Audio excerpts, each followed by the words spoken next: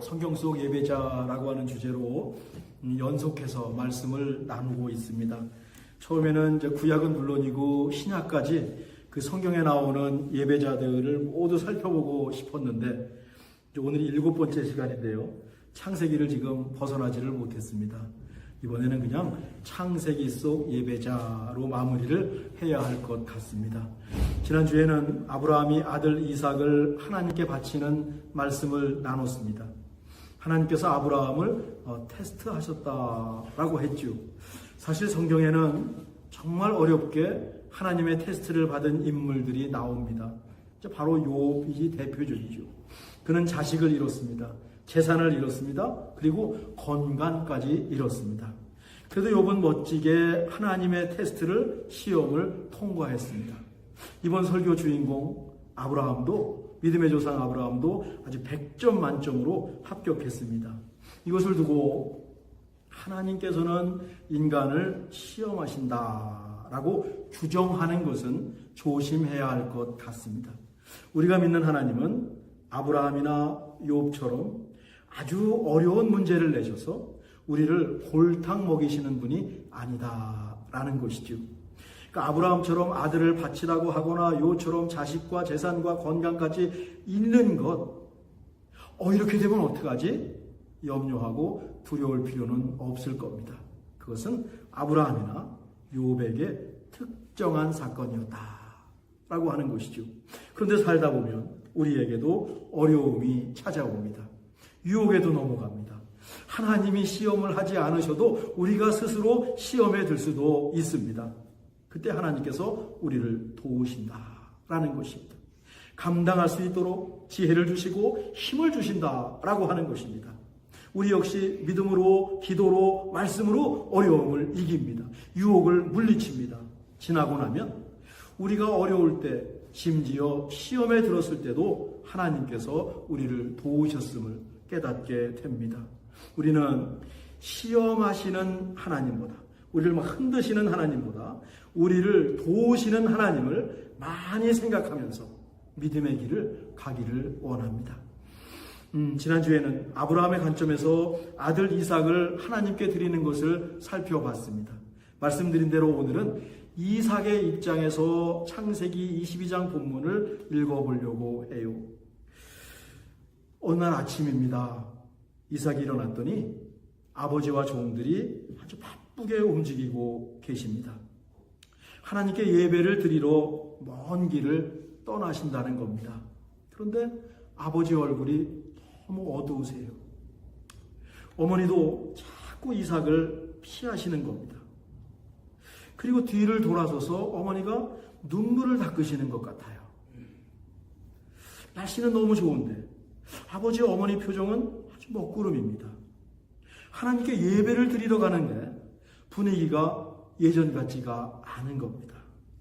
이삭은 사정이 있으시겠지, 무슨 사정이 있으시겠지 생각하고 연로하신, 이제 나이가 많이 들으셨어요.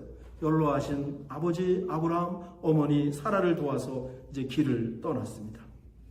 아버지와 아들이 말 없이 한참을 걸었습니다. 이삭이 먼저 말문을 엽니다. 아버지, 하나님께 드릴 제물이 어디에 있어요? 아버지가 하나님께서 예비해 놓으셨을 거야 말하십니다. 이삭은 조금도 의심하지 않았습니다. 전능하신 하나님이시면 충분히 양을 예물로 준비하실 수 있기 때문입니다. 그렇게 드디어 하나님께서 말씀하신 산에 도착했습니다. 아버지를 도와서 열심히 제단을 만들었습니다. 이왕이면 정성껏 만들었습니다. 아버지는 말이 없으십니다. 아무 말도 안 하시는 겁니다. 그리고 자신과 눈도 마주치지를 않으시는 겁니다. 제단이 다 완성되었습니다. 이제 양을 올려놓을 차례가 되었습니다. 그때 아버지 아브라함이 이삭을 부릅니다. 내 아들 이삭아, 내 나이 100살에 하나님께서 너를 주셨다. 그리고 나는 너와 더불어 아주 행복한 시간을 가졌어. 그런데 이제 하나님께서 네가 필요하신가 보다. 너를 제물로 바치라고 하시네. 하나님께서 너를 나에게 주셨으니 나는 다시 하나님께 너를 돌려드릴 수밖에 없단다. 아들아, 미안하다. 와, 이삭, 내가 예물입니다. 내가 재물입니다. 죽는 겁니다. 이삭이 잠시 숨을 고르고 다음과 같이 말했을 것 같아요. 본문의 정황으로 보면, 아버지, 저를 제물로 드리세요. 저도 아버지와 그동안 너무 행복했습니다. 저는 괜찮습니다. 아니, 하나님께 제물로 드려지는 것이 영광입니다. 제가 제단에 올라가서 누울 테니 저를 묶으세요. 아브라함이 나이가 들어서 도저히 이 이삭을 올려놓을 수가 없습니다. 이삭이 협조하지 않으면 불가능한 상황입니다. 지난주에 말씀드렸듯이 결박당한 채 제단에 누운 이삭의 모습 속에서 십자가에 달리신 예수님을 생각합니다. 이삭이 불과 장작을 메고 갔듯이 예수님도 십자가를 지고 골고다 언덕을 오르셨습니다. 예수님도 손발이 묶이시면서 거기에 못도 박히시면서, 근데 예수님도 아무 저항도 하지 않으시고 기쁜 마음으로 자원해서 아버지 하나님의 뜻을 따르셨습니다. 이삭은 아버지 하나님과 함께 모리아 산에 올라갔지만 예수님은 홀로 십자가를 메고 가셨습니다. 이삭은 결국 죽지 않지요. 하나님께서 그를 살려주십니다. 아브라함의 믿음을 시험하기 위함이었기 때문입니다. 그런데 예수님은 실제로 죽으셨습니다. 우리를 위해서 대신 죽으시고 사흘 만에 살아나심으로 우리를 죽음에서 영생으로 옮겨주셨습니다. 아버지가 칼을 들어서 내리치려고 하는 순간 이삭은 눈을 칠끈 감았을 것입니다. 슬로우 비디오처럼 그 시간이 흘러갔을 것입니다. 근데 정신없이 있는데 어디선가 아버지의 이름을 부르는 소리가 들렸습니다. 아브라함아, 아브라함아. 다급하게 하나님께서 부르셨습니다. 그리고 하나님께서 이삭 살려주라고 이삭 대신에 양을 준비해 놓으셨다라고 말씀을 하셨습니다. 그렇게 이삭은 죽음 일보 직전에 살아났습니다. 정말로 부활을 경험했습니다. 이삭의 믿음의 여정은 이렇게 극적으로 시작을 했습니다. 야, 이게 믿음의 여정의 시작점이다 라고 하는 것입니다. 하나님을 아주 강력하게 만났습니다. 아브라함은 물론 이삭도 여호와 일의 하나님을 분명하게 체험을 했습니다. 아주 선명하게 체험을 했습니다. 모든 것을 보고 계시고 모든 것을 이미 예비해 놓으신 그 하나님을 체험을 했습니다. 이 모리아 산에서의 강력한 사건은 이삭의 인생 깊은 곳에 자리 잡은 아주 뿌리가 되었을 것입니다. 저는 이것을 뿌리 기억, 룻 메모리라고 부릅니다. 이 모리아 산의 사건을 가지고 이삭은 평생을 살아갔을 것입니다. 모리아 산을 내려오는 아브라함과 이삭의 모습을 한번 눈에 그려보십시오. 아버지 아브라함은 큰 고비를 넘겼습니다. 아이고, 얼마나 기뻤을까요? 내 아들을 내 손으로 어떻게 죽이십니까? 내가 믿는 하나님은 그런 분 아니지. 역시 양을 준비하신 하나님이지. 얼마나 기쁘고 하나님을 향해서 찬양했을까요? 죽는 줄 알았던 이삭도 기뻤을 겁니다. 과연 이 어려운 시험을 통과할 수 있을까 없을까 마음을 졸이면서 지켜보고 있으셨을 하나님도 마찬가지로 너무 기쁘셨을 겁니다. 역시 아브라함이다. 역시 이삭이다. 여호와 일의 하나님, 모든 것을 예비하시고 모든 것을 보고 계시는 하나님을 체험했습니다. 하나님에 대한 확실한 신앙을 갖게 되었습니다. 하나님, 아브라함, 이삭 다 기쁜 겁니다. 아브라함과 이삭이 하나님과 더불어 덩실덩실 춤을 추면서 모리아산을 내려왔을 것입니다. 우리에게도 어려움이 닥칩니다. 하나님을 믿어서 더 어려울 때도 있어요. 하지만 그 어려움이 지나고 하나님 안에서 춤을 추는 날이 올 것을 저희는 믿고 살아갑니다. 이런 날이 올 것을 믿고 신앙의 길을 걸어갑니다. 모든 것을 준비하시는 여호와 이레의 하나님을 체험하기를 간절히 원합니다. 결국에는 모든 것이 합력하여 선을 이루게 하실 겁니다. 이 믿음만 있으면, 우리 가운데 이 믿음만 있으면 어떤 시험도 어떤 어려움도 능히 이길 수 있을 것입니다. 이제 시간이 많이 지났습니다. 어머니 사라도 돌아가셨습니다. 아버지 아브라함도 세상을 떠나셨습니다. 이삭은 삼촌의 딸 리브가와 결혼을 하고 잘 살고 있어요. 이삭은 아주 이 부인을 사랑했습니다. 중동 지역은 물이 귀합니다. 비도 많이 오지 않습니다. 게다가 종종 흉년이 찾아옵니다. 아버지 아브라함 때와 마찬가지로 이삭에게도 흉년이 찾아왔습니다. 이삭은 아내와 함께 남쪽으로 피난을 가요. 그랬더니 하나님이 나타나셔서 절대로 애굽에는 가지 말라. 절대는 이집트에는 가지 말라. 그곳에 머물라. 그래서 그랄이라는 곳에 그 이삭이 하나님 말씀대로 머뭅니다. 그런데 블레셋 사람들이 너무 무서운 거예요. 아버지와 마찬가지로 이 아내 리브가를 또 누이라고 속입니다. 실제로 외삼촌의 딸이니까 누이는 누이입니다. 그런데 엄연히 자기 부인 아닙니까? 부전자죠.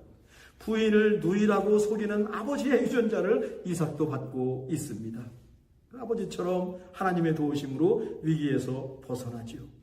이 그랄 왕, 블레셋 왕 아비멜렉이 뭐라고 하냐면 이삭에게 여기 거주하시오라고 영주권을 줍니다. 특별 영주권을 부여해 줍니다. 그런데요, 이삭이 농사를 지었는데 이건 너무너무 잘 된 겁니다. 하나님이 이삭에게 엄청난 물질의 복을 허락하셨습니다. 창세기 26장 12절 13절 우리 한번 같이 읽을까요? 시작. 이삭이 그 땅에서 농사하여 그 해에 100배나 얻었고 여호와께서 복을 주심으로 그 사람이 창대하고 왕성하여 마침내 거부가 되어. 이게 또 문제입니다. 잘 되면요 블레셋 사람들이 이삭을 시기해요.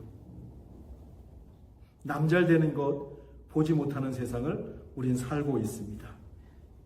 아브라함 시절부터 파놓았던 우물이 있는데 이게 생명줄 아닙니까? 그 우물을 블레셋 사람들이 와서 흙으로 다 막아버립니다. 해방을 놓고 있습니다.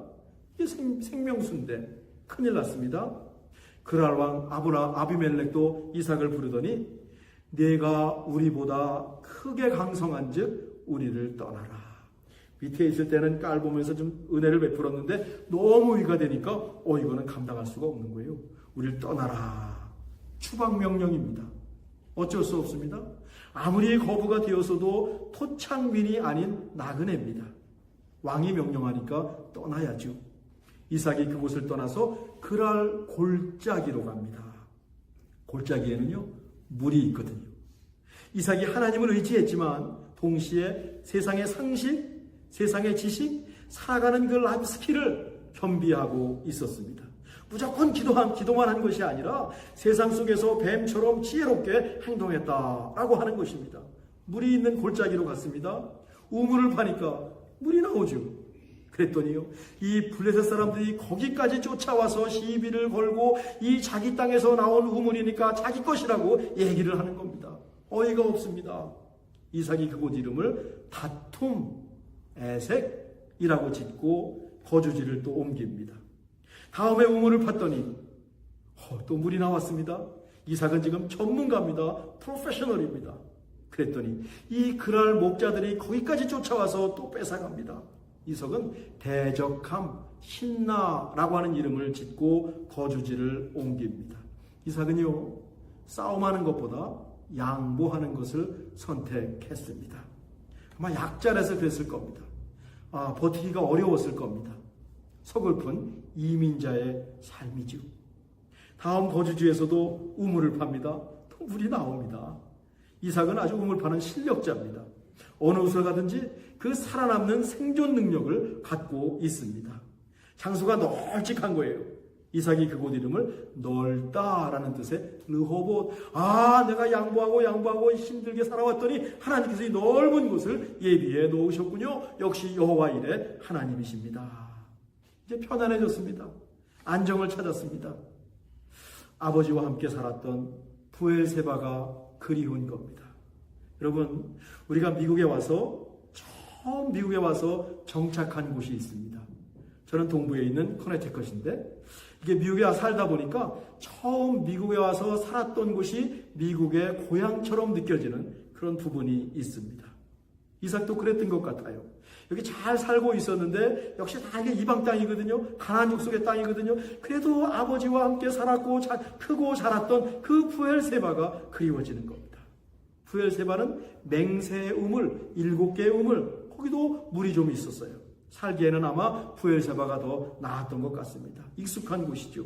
이삭이 부엘세바로 돌아옵니다. 하나님께서 이삭에게 나타나셔서 아버지에게 주셨던 약속을 똑같이 해주세요. 26장 24절입니다. 제가 읽죠. 그 밤에 여호와께서 그에게 나타나 이르시되 나는 네 아버지 아브라함의 하나님이니 두려워하지 말라. 내 종 아브라함을 위하여 내가 너와 함께 있어 네게 복을 주어 네 자손이 번성하게 하리라 하신지라. 아무리 고향이라고 해도 또 새롭게 시작을 해야 됩니다. 그때 하나님 말씀이 임했습니다. 하나님의 약속이 임했습니다. 제가 처음 시간에 예배는 하나님의 말씀을 받는 자리요 하나님의 약속을 받는 자리라고 했습니다. 얼마나 감사하고 기뻤을까요? 저 말씀을 받는 순간에 이 이삭이 얼마나 감사하고 얼마나 위로가 되고 소망이 생기고 희망이 생겼을까요? 힘이 생겼을까요? 이삭이 제단을 쌓고 하나님을 예배합니다. 이삭은 한 번 예배했습니다. 25절입니다. 이삭이 그곳에 제단을 쌓고 여호와의 이름을 부르며 거기 장막을 쳤더니 이삭의 종들이 거기서도 우물을 팠더라.